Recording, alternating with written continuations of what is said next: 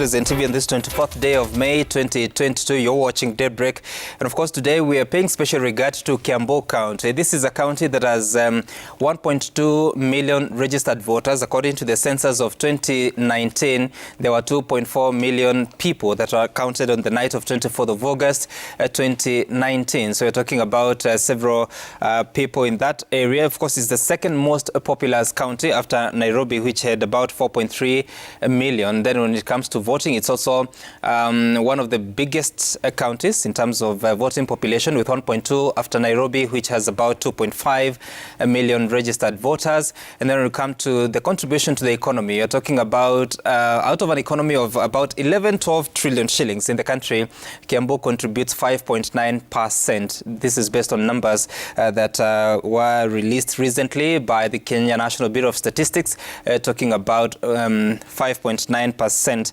being the gross county production or product that is coming from Kiambu County itself. And to have a conversation here, we have already two governor aspirants in studio. Mwende Gatabaki, who is governorship aspirant on Safina Party. Good morning. Thank you. Good morning. And then we have Patrick Onena Jango. He's the Member of Parliament for Thika Town, but now wants to be the governor on an independent ticket. Good morning. Good morning. Good morning, Kenyans. Good morning, Kiambu. Great. And shortly we'll be joined by one Kimani Wamatangi, who is the Senator of Kiambu County. He wants to be the governor of that county on a UDA ticket. As soon as he's able to join us, we'll be sure to bring him on board. As we do that, let me begin by asking a general question, starting with you, Patrick. What is this thing that you want to do for Kiambu, and what for you are the three key things that are the biggest challenges for Kiambu that you'd want to resolve? I've got a 5-pointer for Kiambu, and the 5-pointer is starting with the infrastructure. Owing to where Kiambu is, it is very, very important that we get proper roads. We get, for connection, we have very agricultural area, we have very industrial area in Kiambu, we have nice settlement areas. So roads is very key, water is very key. And of course, we have what we call street lighting because of what we call 24-hour economy. When it comes to agriculture, Kiambu is at the top. So, and myself, I've been actually issuing seedlings. What I'm looking in Kiambu is that land is scarce. So basically, we are looking at what we call high-value agriculture. If you look at something like macadamia, which I deal with directly, by the way, macadamia avocado, we do, I think, where I work, apart from these politics I do, we are the biggest supplier of avocado oil, organic, in Africa. So basically, then agriculture becomes very key, and one avocado tree actually gives you almost 7,000 shillings a year. One macadamia, the same. So we are saying this is where actually people should be going for to. In Kiambu, I have a purpose to do 2 million seedlings in the coming 5 years. So that is quite significant. When it comes after agriculture, then there's what we call the agro-processing. Yeah, our processing of milk. Yesterday I was in Githunguri. I had a very, very interesting team of actually pastors come together, 15 of them. They're starting a milk cooler. They're doing about 6,000 liters, and they want to do actually now the pasteurizer. And the idea is, why do they want to keep on selling their raw milk? When it comes to education, I've been very, very passionate about it. And I know you know about Thika. We have got 3 national awards because of our usage of CDF kitty. So I'm very, very passionate about what we can do in education in Kiambu to make it #1. I believe it can be. In Thika, we have done quite a bit. Okay. I asked also, for 3. You asked for 3? I got more than. But let me mention this. Right. That apart from all those we are talking about, there is one thing very, very important. In Kiambu, what we need, and people ask me, what is the manifesto? And I tell them, my first manifesto is, what is this that we can do so that we can get rid of corruption in Kiambu and impunity. Those, if you are able to do that, everything else will come flowing. Okay, all right. Yes. Quite a powerful opener there. Yes. Should I call you Mwende or Honorable Mwende? No, just Mwende will do. Okay. Yes. Mwende, tell me, what is your agenda for Kiambu? 3 key points that you want to deal with. Let me start from where you began before. Why do I want to run for governor of Kiambu? And then what do I want to do? I was born and brought up in Kiambu. I was born in Githunguri. I went to school in Kaunira Primary. I went to Limuru Girls High School, and then I went to Kenyatta University and did my degree in mathematics and computer science. I have seen Kiambu come from its peak, its heydays, where it used to lend the national government money, where Kiambu was a cream of the country, where the leaders came from. You know, the first president of the country, Jomo Kenyatta. We had people that like Waira Kamau from Roiro. We had people like Jenga Karume from Kiamba. We had people like my father, you know, who fought for independence, a Mau veteran, who provided a lot of leadership. I would say what has happened since then to now, I have seen Kiambu fall, and I'll call it falling, because our biggest problem is lack of leadership. When those men passed on, they left a big void of leadership. What is ailing Kiambu is leadership, lack of leadership. Secondly, one of the things that is because of that lack of leadership, we have a lot of social issues. For example, alcohol and drug abuse. You'll find people drunk, you know, in the morning at 10 a.m. You'll find rape of our boys and girls is very rampant. You'll find that domestic violence is highest in Kiambu. You will find the suicide rate in this country is high. Half of the people committing suicide, half of them are from Kiambu. So Kiambu is ailing from social issues. Our social fabric is broken. So what do I want to do? I want to bring back leadership, the leadership that our founding fathers actually had and the kind of vision that they had. That is what I want to bring back to Kiambu. I have 3 pillars. The first one is addressing the social issues. Social is about people, is about quality of life. The second one is economic. The second pillar is economic. Economic is about creating opportunities for everybody. Our rate of unemployment is very high. It's about one of the top 3 highest in the country. Then the third one is about environment, water, sanitation, and environment. Almost all parts of Kiambu, 60 years after independence, have no water. I mean, what are we talking about? Then what was, the independence about? And when you look at most of the towns, including Thika, Roiro, come to Githunguri, there is no sewer system. So when it rains, it floods all over. When it rains, kids don't go to school. So my third pillar is about water, it's about sanitation, it's about the environment. And then cross-cutting there, I want to leverage technology so that we can actually collect more revenue. We are only collecting 18% of the estimated internally generated revenue. We need to revenue. Sorry? Own source revenue. Own source revenue, absolutely. We're only collecting 18%. I want to raise that. I want to leverage technology to raise that. And finally, the last cross-cutting pillar there is corporate governance. We need to be transparent and accountable to the people who elect us to these positions. It's their right to know how we use the resources of Kiambu. So you've enumerated these very serious social challenges. We're talking about suicide, maybe despair among the population, the gender-based violence. But those proposals that you bring, how do they speak directly to that, knowing that this is a political office that is governed by a set of rules and regulations?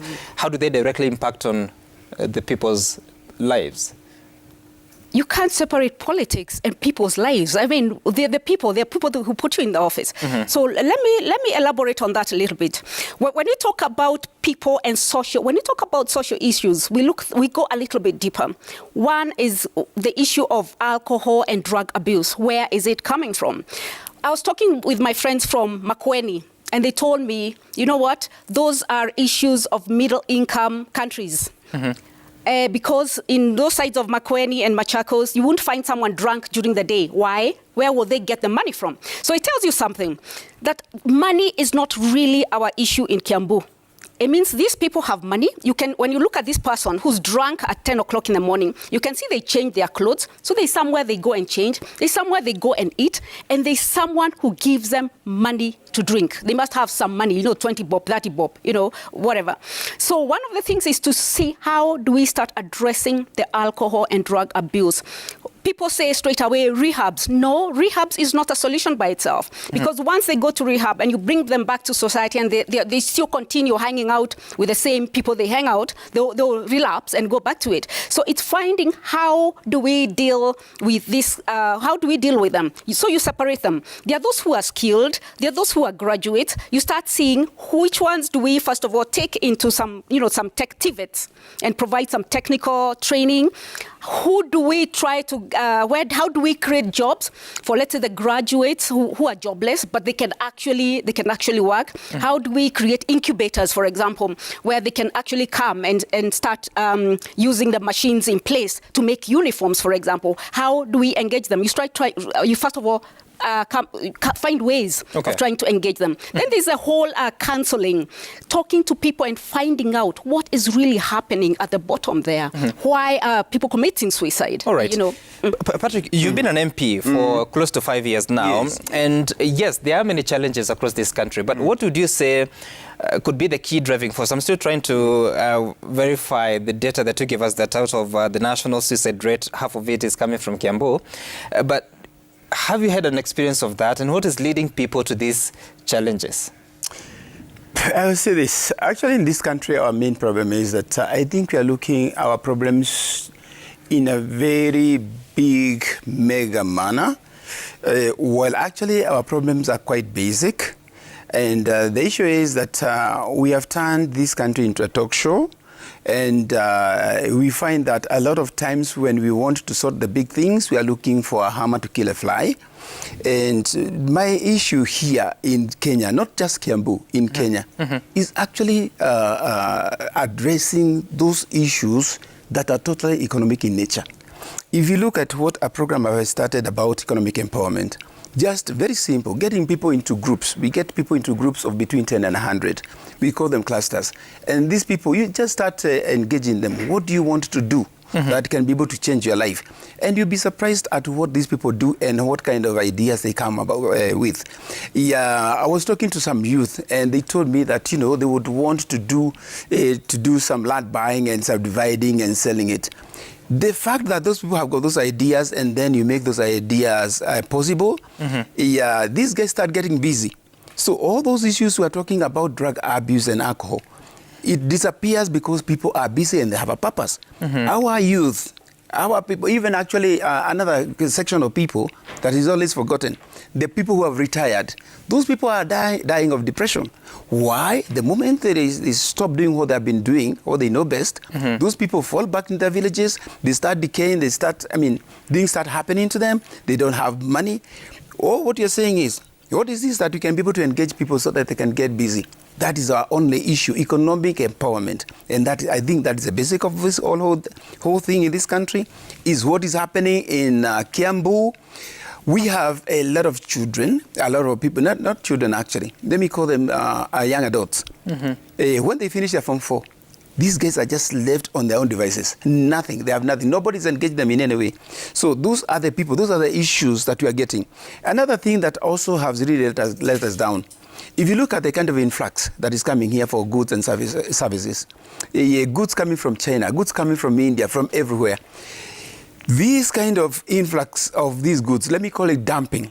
This dumping, even the guys who are going to Juakali, and you say a guy had B+, never went to university, went to Juakali, very sharp, but now he has a wheelbarrow, he has a sufuria, he has a jiko. He cannot sell it because there is no market. Because everybody is going to the supermarket, gets a wheelbarrow wrapped in a nylon paper coming from China. You are buying your bread, you are buying your soap, you take the wheelbarrow, you take jiko, and then what else is left for us? Okay. So again, what you're saying is the policies. When I actually, in this parliament, my life here in this parliament, I passed a bill, I implemented a bill, and I took it because I'm also in the Committee of Industry and Trade. It's called Safeguards. And Safeguards, I put in items, 160 of them. The wheelbarrows, the pangas, the spades, all that. Unfortunately, when I take it to the executives, to the ministry, Those things have never been acted on. The idea is, can we have the ministry buy all their requirements? If they need furniture, can they buy locally? This has not happened. Is there something that we can go to the customs and then we said all these 160 items cannot cross our border for 6 years until our people build capacity, and we know they have capacity.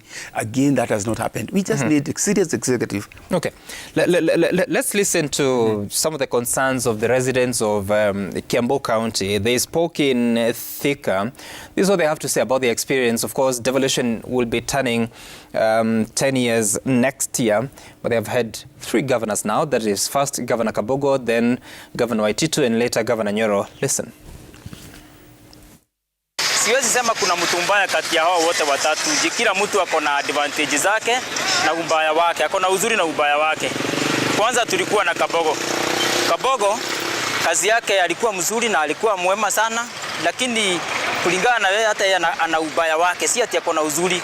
Kwanza Kabogo kuna kitu moja alikuwa ameangalia. Kabogo alikuwa ameangalia hospitali sana.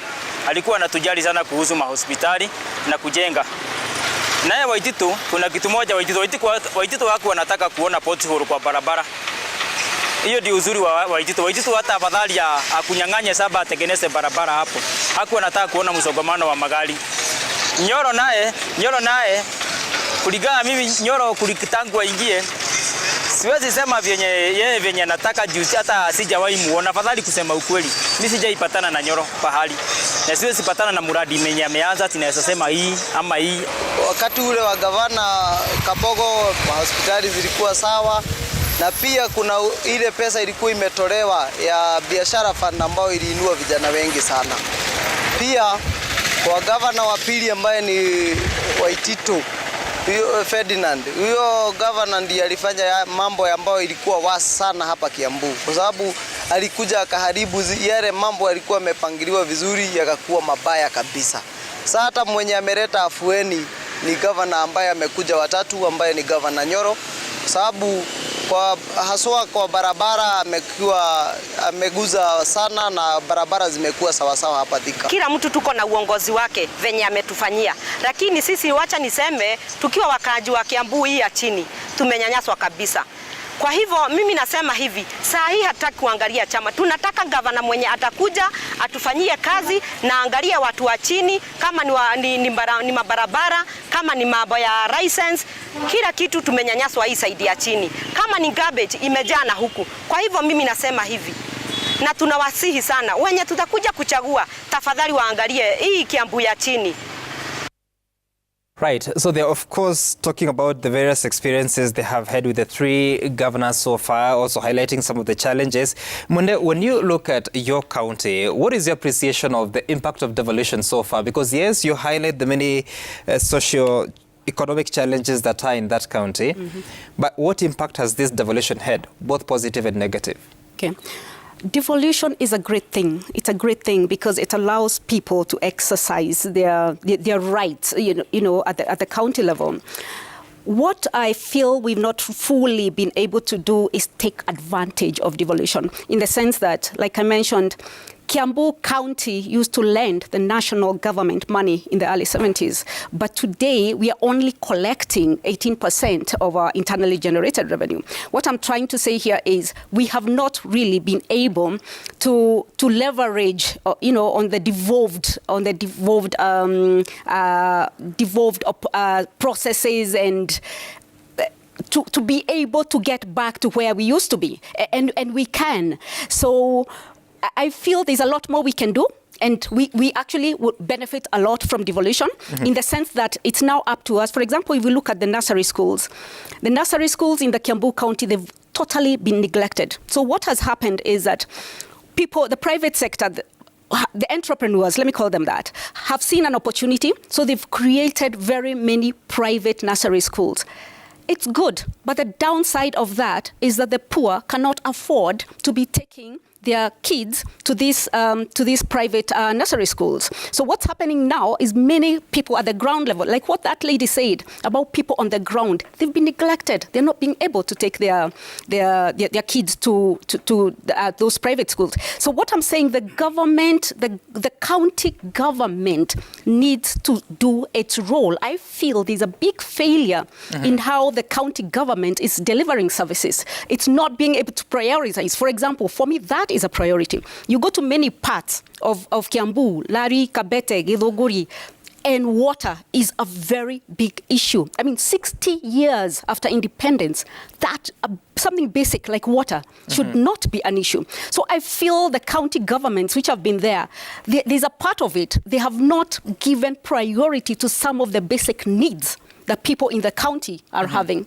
And for you, because those residents from Thika town, that would appear the lower side of Kiambu County, is that sort of segregation real? Oh, of course. Oh, definitely it's real. I mean, Thika, 2 years ago, full of potholes. And then I tried to go to the county and tell them, these are your roads, these are my roads, these are your roads.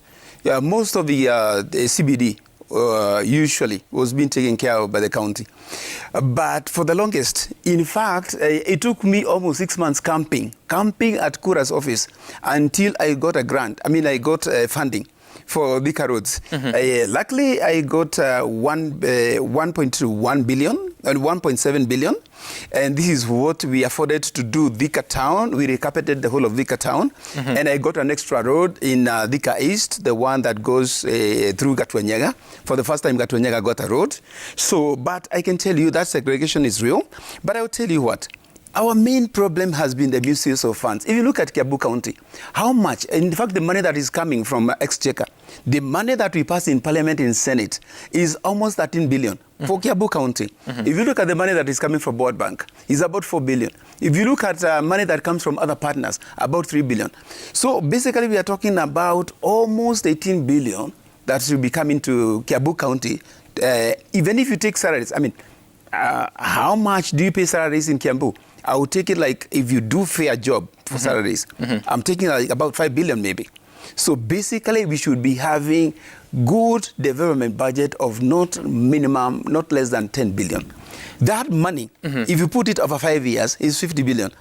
The issue that Gatabaki is talking about, the issue of roads, the issue of water, the issue of economic empowerment, the issue of lighting, the issue of power connections, we should not be talking about this, not in Kiambu, in this year and age. And what I'm saying is the kind of waste that we have in Kiambu, and actually this is not just the governor, even the senator, because the senator should be taking care of our money. Why are we having this kind of waste when you have got a senator who is in seat for 10 years, who has got this advantage of experience from one term to another, yet we have got serious waste in Kiambu? I do not understand these things. I don't. I wish Senator Kimano Matangi was here. I wish he was here. Respond to that question. Most likely he's here, and not here deliberately. If I may add something, if I just may add something, you asked a question on those people at the bottom. Let me tell you what it is about small businesses in Kiambu, which is actually strikingly shocking, in the sense that if you look at the taxes they pay, I don't know what license.